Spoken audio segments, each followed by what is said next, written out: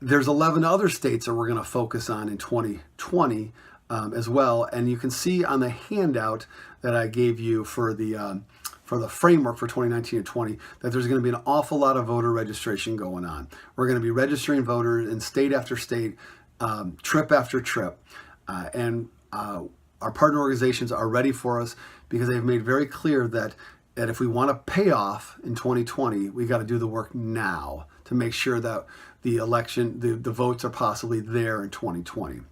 So we're going to be going to all these other states. So I'm just going to mention them and the state captains that are going to be our leadership there. So in Florida, Amy Summers is returning as our Florida state captain, and we're going to be registering voters there starting early fall this year. They're ready for us. They're eager for us to come. Kind of got some things straightened away there with the kind of points of focus for the partner orgs, and they're ready for us to come and to register many people, but particularly the returning citizens that Amendment 4 has re-enfranchised. There's still 800,000 people who are now eligible to be registered to vote because of Amendment 4. And we're coming back. Even though the Republicans have made it tougher to enact that law, there's still hundreds of thousands that we can support and register. And Florida was won by 110,000 votes by Donald Trump in 2016. So there's a lot of work we can do, and it can make a difference. You'll see on the handout that I put there that you can click on the attachment, the summary for 2020. You can see the key races, the congressional races, the key senatorial races, and the key presidential results from 2016. In all of the states that we're going to, there's really important pieces for all of them. We'll be in Georgia. Don't know exactly, or I have a good idea who the state captain is going to be, but it hasn't been confirmed yet. So I don't want to mention who that might be. But we're going to be there. We're going to be working for Lucy McBath and Carolyn Bordeaux. McBath won a really important district in 2016. She's a gun safety advocate who tragically lost her son to gun violence, and then ran for Congress and won a traditionally Republican district in the suburbs of Atlanta. And Carolyn Bordeaux barely lost a traditionally Republican district in 2016. And she's coming back to run again, and the person that she barely lost to has announced his retirement. So that will be an open seat in 2020. Really great pickup opportunity. In addition, there's a Senate race in Georgia, and given the changing demographics, the reality of a very energized Democratic electorate, we have a really good chance to win that state at the presidential level and to possibly flip that Senate seat. So we're going to be in Georgia. We'll be in Pennsylvania, a crucial state. You can look at the data on the handout and see how closely how narrowly Trump won that. We've got to win that state, and we will be in the suburbs and the central area of Pittsburgh for that work, working with steelworker unions for this election. That's going to be ground zero in Pennsylvania. Sly Can will lead us there with a colleague of his, Russ Kachayam. They'll be leading us through into Pennsylvania. In North Carolina, Jordan Goldwag and Andy Reynolds will continue to lead us in 2020. And in Virginia, Maggie Rittenhouse and A.J. Musewe will continue to lead us in those states as well. In North Carolina, a very close state in 2008, 2012, 2016.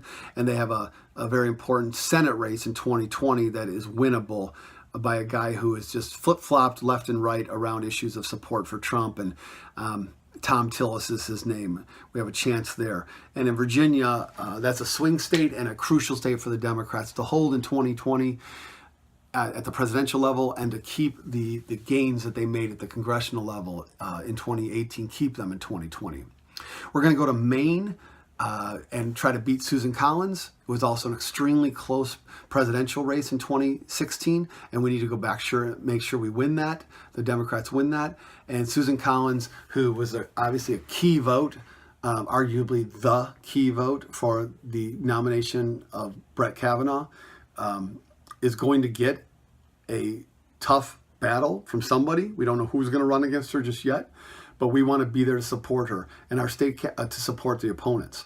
Our state captain is Anita Verna Crofts, and her number 2 is Sharia Lane.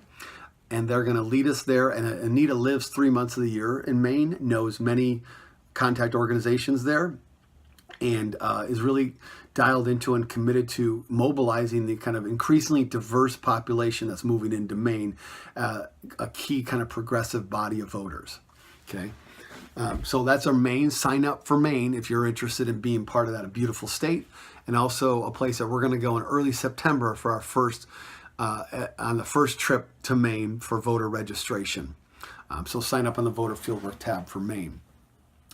Then you go to the Midwest, and we have Ohio, led by Troy Bonis and Maguette Ganagas.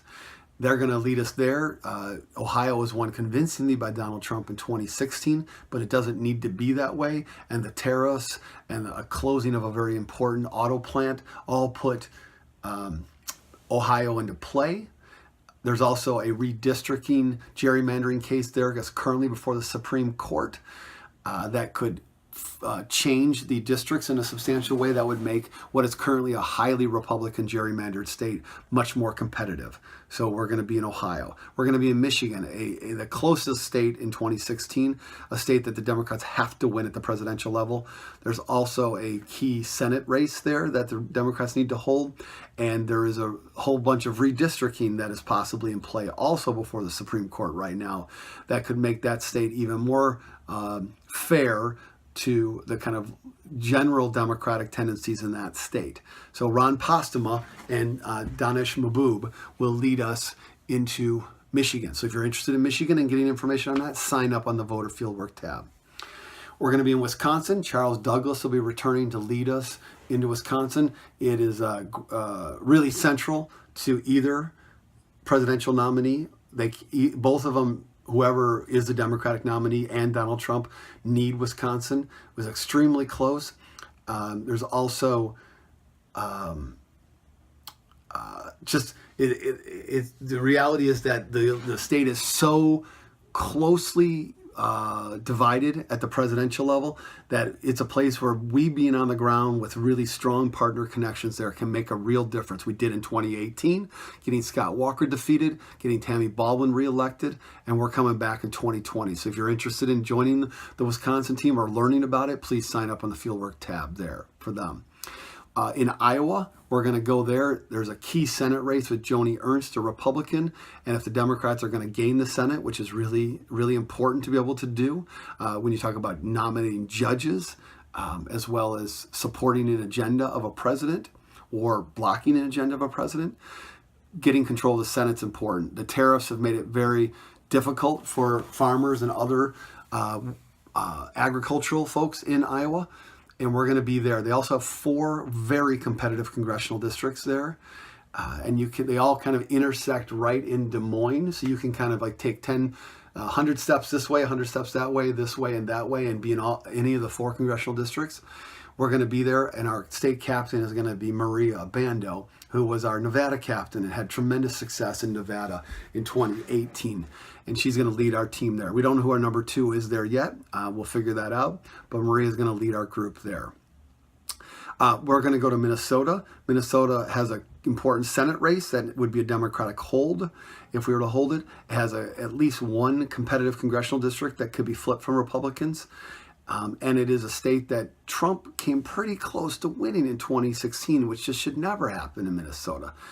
So we need to hold that state, and we need to hold that Senate race and maybe gain a congressional seat. And we're going to be there as well. You can also see on that handout, I believe, that the state legislature, at least one of the houses, one of the chambers is within flipping distance, and so we could make a difference there because those state legislatures are so very important when it comes to drawing congressional and state districts every 10 years, and the folks who are elected in 2020 will have that ability to do that in that state. So Minnesota is important. I don't have a captain for there yet, but we will get one, and we will be in Minnesota.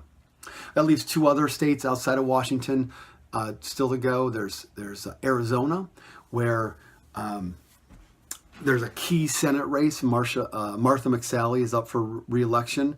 She lost to Kyrsten Sinema in a Senate race in 2018, but then was appointed to John McCain's open seat. She's got to run for re-election in 2020, and she has a really very strong Democratic candidate running against her.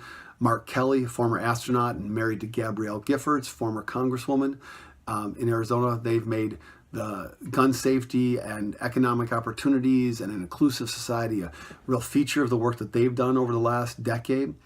Kelly's announced he's running. He's going to make a very strong potential pickup in the Senate there in Arizona. There's also a state that was that Trump is not doing well in right now. The Republicans have already signaled that they're concerned about Arizona.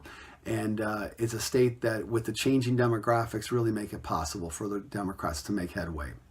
Our state captain there is going to be Luke Michener, who is a Bellevue High School teacher. He's one of the creators of an organization called Bending the Arc at Bellevue High School, which is a social justice organization. And one of his former students, who's now a student at Seattle University, Brandon Rodriguez, is going to co-captain with Luke. They're going to lead the team to Arizona. So if you're interested in learning more about what's going on in Arizona, please sign up on the tab for on the fieldwork tab for Arizona. And then lastly, we have Colorado. So Colorado has the #1 Senate Democratic possible pickup. Cory Gardner is the Republican senator there right now, and it's a state that has been trending increasingly Democratic. Gardner has supported the Trump national, what would you call it, national crisis, or I can't remember what the word was, national emergency that he claimed about the border with Mexico. Gardner supported that. He's been a Trump acolyte, and there are several strong Democrats running in a primary to face him.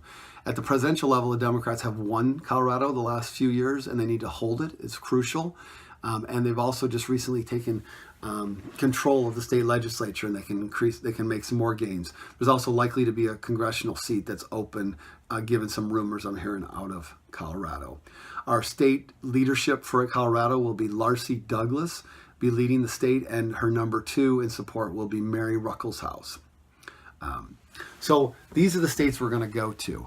We're going to engage in them. You're going to be told about when we're going to go there. We'll be posting all this information on our website, and you also, by signing up for states, get regular email updates from those state captains.